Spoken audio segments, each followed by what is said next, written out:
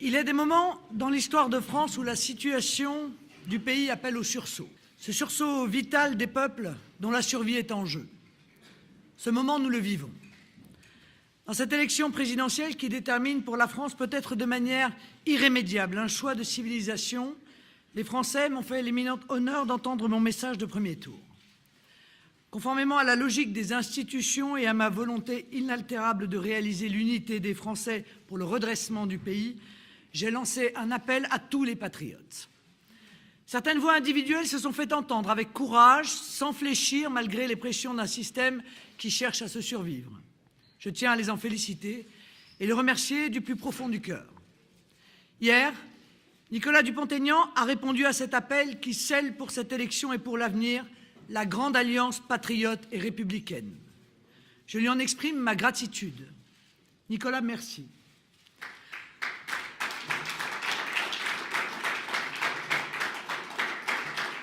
En dehors de qualités humaines que chacun lui reconnaît, Nicolas Dupont-Aignan a d'éminentes vertus, au premier rang desquelles celle qui m'apparaît la plus grande, la plus estimable. Il est un patriote sincère et exigeant.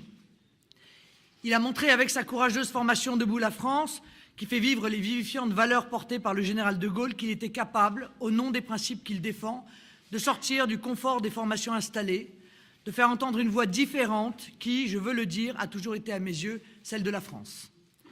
Il a démontré son esprit d'indépendance et sa capacité si rare aujourd'hui à dire non, à ne pas se résigner, à ne jamais fléchir dès lors que l'intérêt du pays est en jeu. Son parcours politique témoigne de sa droiture et son bilan d'élu local de sa valeur politique. L'un et l'autre en font une personnalité unanimement respectée. Je veux dire ici que je suis heureuse et fière de cette alliance entre nos deux familles politiques unies par un sentiment commun de patriotisme. Cette alliance se fait autour des principes que j'ai défendus lors du premier tour. Elle permet de conserver à chacune de nos formations sa liberté et son indépendance. Au terme d'une discussion constructive, nous avons convenu d'un texte commun qui précise certains points du projet, en enrichit d'autres et en ajoute également. Ces amodiations n'enlèvent en rien la cohérence du projet présidentiel qui devient un projet commun et que nous allons défendre main dans la main. Oui, c'est ensemble, c'est unis que nous allons mener la campagne pour rassembler encore et encore dans les quelques jours qui nous restent et dimanche 7 mai, emporter la victoire patriote et républicaine dont le pays a besoin. Nous devons arracher notre pays à la finance, à la soumission, au grand tourbillon de la mondialisation qui nous emportera si nous l'affrontons sans savoir nous protéger. Nous devons soustraire les Français à l'horreur du terrorisme islamiste, à l'oppression de la délinquance quotidienne, au risque malheureusement de plus en plus avéré d'une dilution culturelle et d'une remise en cause de nos valeurs fondamentales. Présidente de la République, je nommerai Nicolas Dupont-Aignan Premier ministre de la France, appuyé par une majorité présidentielle cohérente et unie par l'intérêt national que nous ferons naître avec lui. Nous constituerons un gouvernement d'union nationale qui réunira des personnalités choisies pour leurs compétences et leur amour de la France. Vous le voyez, chers compatriotes, l'alliance qui s'est nouée, cette alliance pour le pays n'est pas une alliance de circonstances. C'est la grande alliance patriote et républicaine qui incarne la recomposition que le pays attend. Les électeurs du premier tour l'imposent avec l'élimination des anciens partis. Cette alliance est la voie vers la rupture, cette rupture tant promise qui n'est jamais arrivée. Cette alliance mettra fin à ce cycle d'élections de président de la République élu par défaut, dont l'irrésolution et l'insuffisance enfoncent chaque jour notre pays. Nous n'avons plus le temps. Sur la pente du déclin sur laquelle glisse le pays, nous n'avons plus le temps. Je dis à tous les Français, le moment est venu. Le moment est venu pour les fils et filles de France, quel que soit leur parcours, leur origine, pour les Français de filiation et les Français de désir, quel que soit leur vote du premier tour, de se grouper pour défendre l'intérêt du pays. Rejoignez-nous pour organiser le rassemblement du peuple français, redresser le pays et rendre à notre patrie sa grandeur. Vive la République, vive la France.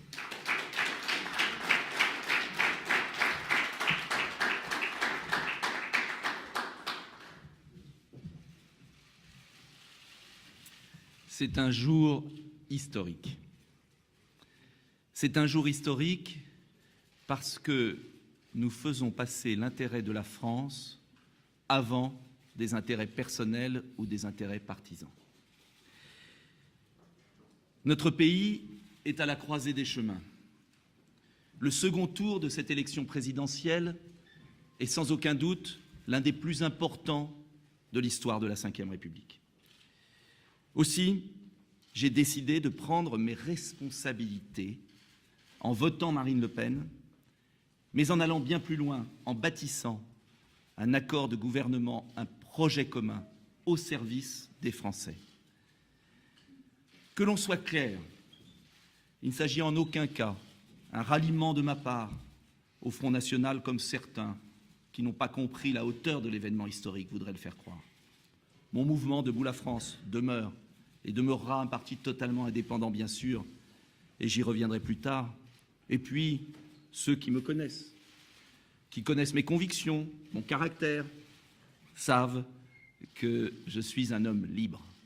Mais justement, parce que je suis un homme libre, parce que je vois mon pays en danger de disparition, parce que je vois des forces politiques qui ont failli, qui ont fait souffrir les Français, qui ont abîmé la France, démissionner de partout, j'ai estimé qu'il était de l'intérêt national de m'unir avec Marine Le Pen pour redresser le pays.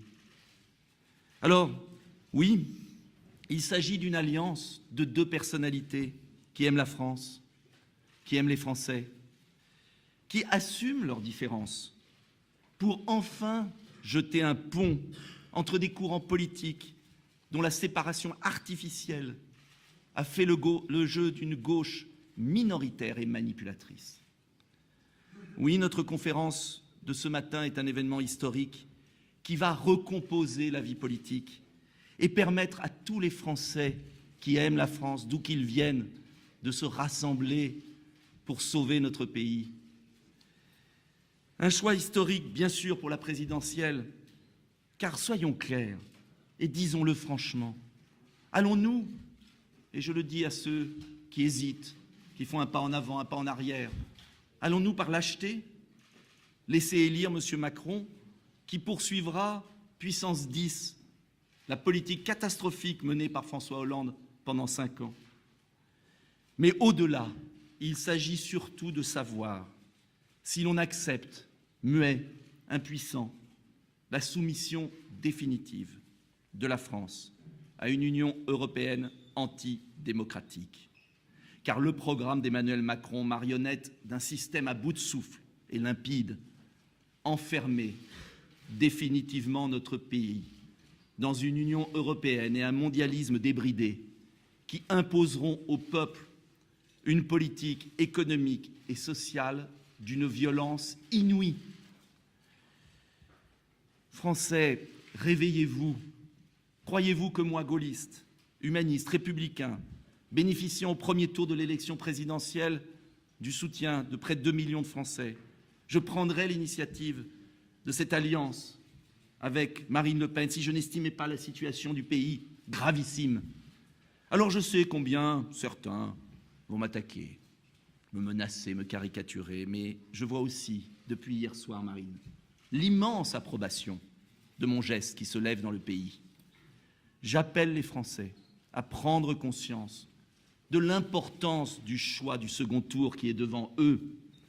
Il faut lire les projets, regarder qui soutient M. Macron, s'interroger sur la folie qui consiste à confier la 5e puissance mondiale à un banquier aventurier qui n'a jamais été élu nulle part, qui ne connaît pas son propre pays et qui méprise le peuple.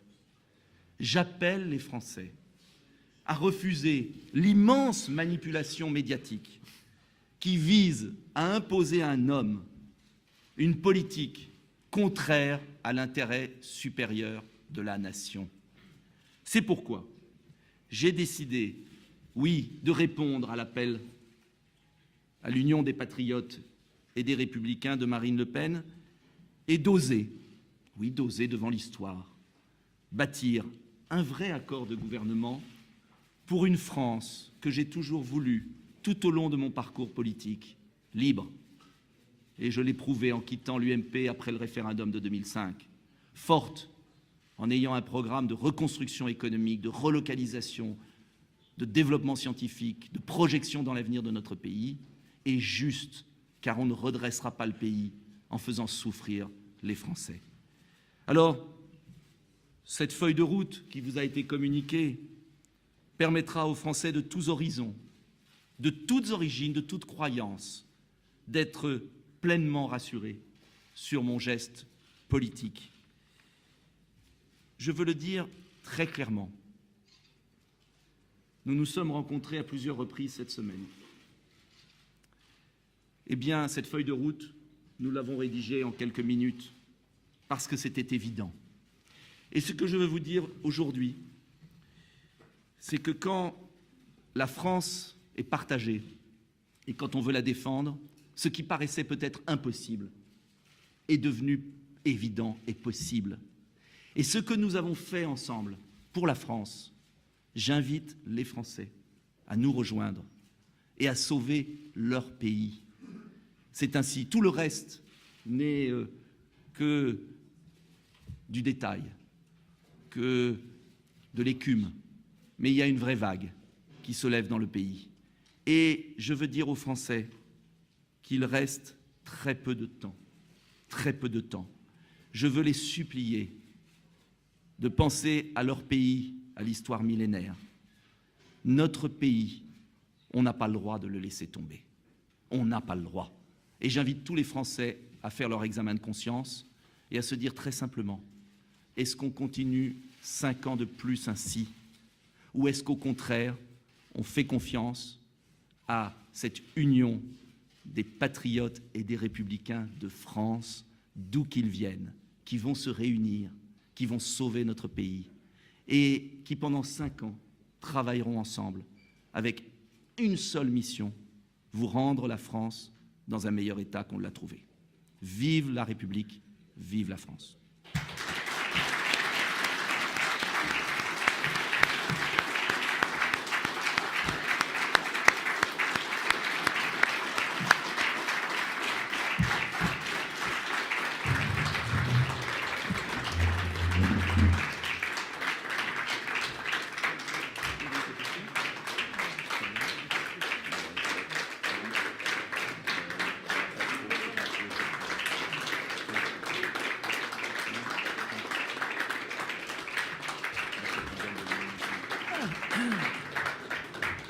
Il y a quelques questions, semble-t-il.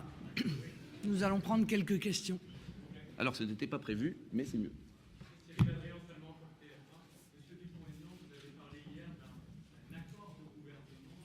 Les ajouts au programme présidentiel de Marine Le Pen, quel type d'ajouts sont-ils? Vous l'avez dans le document qui vous a été remis. Il est arrivé. Très bien. Il y a certains points. Nous sommes différents. Nous voulons bâtir une France forte, libre, juste. Certains points économiques, par exemple. Nous avons précisé la pensée sur, par exemple, la taxe sur les importations. Je voulais moins systématique et nous en avons discuté. Nous avons tout à fait pensé qu'elle pouvait être une taxe anti-dumping essentielle pour protéger notre industrie avec souplesse. Je pense aussi au combat que je mène en faveur des personnes en situation de handicap, qui a été un des grands combats de ma campagne présidentielle, qui est une cause que je défends depuis 20 ans. Et j'ai souhaité que cette cause soit renforcée, elle était déjà, mais qu'elle soit approfondie encore dans le programme de Marine Le Pen. Et puis, il y a des points qui me tiennent à cœur, comme la reconnaissance du vote blanc. J'ai pensé que c'était très important. Voilà, c'est un ensemble de choses, parce que, encore une fois, moi, je reste moi-même. Je viens tel que je suis, et je viens avec la confiance des électeurs qui ont voulu un projet présidentiel qui était différent, celui de Marine. Mais c'est justement cette différence et cette union de différences qui fait la force de notre alliance et qui est la garantie pour les Français d'un pluralisme, d'une capacité de rassemblement. Donc, c'est un texte précis mais qui n'a pas été difficile à rédiger, parce que chacun a vu qu'il fallait, oui, déblayer le terrain et montrer aux Français, vous savez, qu'on aura très peu de temps pour sauver le pays et qu'il faudra aller à l'essentiel. C'est une sorte de... Je ne sais pas si Marine aime le terme, parce que chacun a sa culture, chacun son... Mais le comité de salut public, pour sauver le pays, avec des gens d'horizons différents. Ben voilà, on se retrouve et on va sauver notre pays. Mais c'est extraordinaire ce que nous vivons ce matin. C'est vrai. Est-ce que vous avez vu faire des concessions sur certains points de vos programmes, sur 144 engagements? D'abord, un certain nombre d'améliorations, oui, je le dis très clairement. Je pense que ça révèle aussi le sens que j'ai de la priorité. Il y a des priorités, ce sont sur ces priorités que nous effectuons cette alliance. La priorité de la liberté de notre pays, de sa souveraineté, du retour de la démocratie, sur lequel nous avions déjà des projets qui étaient somme toute très similaires. Sur un certain nombre d'autres, j'ai tenu compte, bien sûr, des éléments qui étaient essentiels pour Nicolas Dupont-Aignan. Il vous l'a dit, son projet pour venir en aide au handicap. J'avoue qu'un certain nombre de propositions étaient très bonnes, donc je me suis empressé, bien entendu, de les intégrer dans mon propre projet. Et puis, il était nécessaire qu'il y ait des précisions sur un certain nombre d'autres, et nous avons effectué également ces précisions. Donc je l'ai fait avec beaucoup d'allant, parce qu'encore une fois, je crois que le signal que nous lançons aujourd'hui, c'est que cette recomposition de la vie politique, que les Français, je le rappelle, ont exigé, ils l'ont exigé lors du premier tour, puisqu'ils ont mis les partis traditionnels en dehors de cette accession au second tour. Eh bien, elle nécessite de se réunir sur les grands points essentiels qui apporteront aux Français la prospérité, la sécurité, la défense de notre culture et le retour de la France dans le monde.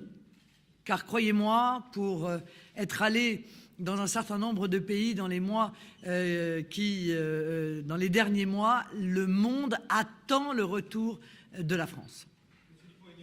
Oui. À la télévision, vous avez notamment dit, est-ce que vous avez envie de confier les clés du pays à la famille Le Pen? Qu'est-ce qui a changé aujourd'hui? Quelle est la cohérence de votre décision?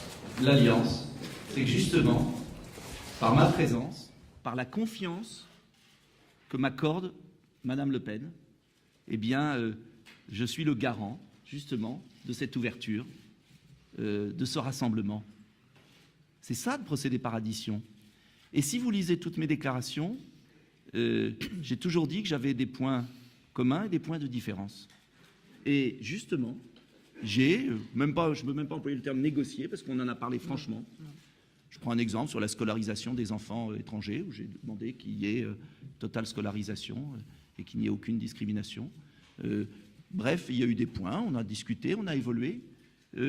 Mais vous savez, il y a un premier tour de l'élection présidentielle. C'est la logique. Il y a un deuxième tour de l'élection présidentielle. Et j'ai le sentiment vraiment que certains ne l'ont pas compris. C'est la logique des institutions voulues par le général de Gaulle. C'est tout. Au premier tour, on exprime une préférence. Et je n'aurais pas été candidat si j'avais le même programme que Madame Le Pen. Il était différent, oui. Et les personnes qui me soutiennent sont différentes, ont une histoire politique très différente, très difficile aussi à surmonter. Mais est-ce qu'on regarde vers l'avenir ou est-ce qu'on regarde vers le passé? Est-ce qu'on se trompe d'objectif? Vous savez, le général de Gaulle à Londres avait rassemblé des gens très différents. Très différents. Et donc, il y a un moment dans la vie, et vous savez, j'ai eu beaucoup de consultations avec les miens, il y a un moment, il faut aller à l'essentiel quand son pays est menacé de disparition. J'insiste là-dessus. Monsieur Macron a pris des engagements à Berlin, a pris des engagements d'un gouvernement économique de la zone euro, ce qui veut dire qu'il n'y aura plus aucune marge de manœuvre pour notre gouvernement. Et si je devais faire une boutade, je dirais que le choix, c'est de savoir si c'est Madame Le Pen ou Madame Merkel qui est présidente de la République française. C'est très clair. Et moi, je suis le garant, avec mon caractère, et je pense que Marine Le Pen le connaît, même si on ne se connaît pas depuis si longtemps, et mes convictions profondes. Je suis un être libre. Et je dis à tous ceux qui se sont inquiétés de mon choix, pourquoi pas le dire, qui se sont interrogés, je le fais inébranlable dans mes convictions humanistes, gaullistes, républicaines et sociales. Inébranlable. Et je le fais parce que je suis certain que nous sommes capables, tous les deux et avec d'autres, qui nous rejoindront, j'en suis sûr, de sauver le pays et de donner ce qu'on a de meilleur pour notre pays. Comme les Français donnent ce qu'ils ont de meilleur pour la France. Et moi, je n'accepterai jamais l'arrogance, le mépris d'une certaine caste qui se rassemble aujourd'hui, après avoir ruiné le pays pendant 30 ans. Avez-vous remarqué qu'ils se rassemblent tous autour de M. Macron, comme si leur seul point commun, c'était le bilan catastrophique qu'ils ont? Et je le dis aux électeurs des Républicains, ce qui s'est passé dimanche soir à 20h10 était une honte pour la démocratie. Car voir des leaders républicains qui ont combattu M. Macron avec tant de force pour se jeter dans ses bras, sans aucun dialogue comme nous, sans aucun écrit, sans aucun... Parce que nous avons... C'est vrai qu'on a mis du temps, on a laissé du temps au temps, on a réfléchi, on a travaillé. Parce que ce que je veux dire aux Français, c'est que c'est solide, c'est pas... c'est solide. C'est solide parce qu'il y a un amour commun de la France, et c'est solide parce qu'il y a un projet commun. Et c'est solide parce qu'il y a le respect de notre indépendance. Nous nous respectons dans notre indépendance. Et d'ailleurs, Debout la France présentera des candidats aux législatives face aux candidats Front National, tout à fait au premier tour, parce qu'il y a le différent choix pour les Français, mais justement, plusieurs patriotismes se rassemblent au service du pays. Et ça, c'est un signal extraordinaire que nous envoyons aux Français. Il y aura des candidats Debout la France et des candidats Front National dans les 577 circonscriptions. Il y aura le temps des législatives, je crois. Il faut d'abord gagner la présidentielle. Mais c'est l'esprit.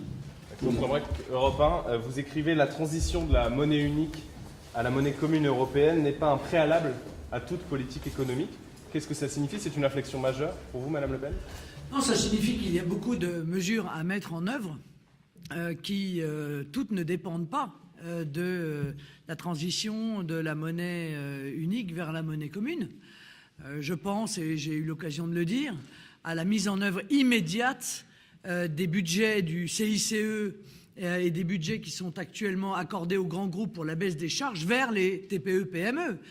Ceci ne dépend pas, en l'occurrence, de la monnaie. Donc il y a toute une politique économique à mettre en œuvre immédiatement qui n'est pas liée, encore une fois, à cette nécessaire transition, cette nécessaire transformation de l'euro, monnaie unique, vers l'euro, monnaie commune. Madame Le Pen, BBC News. Hier, M.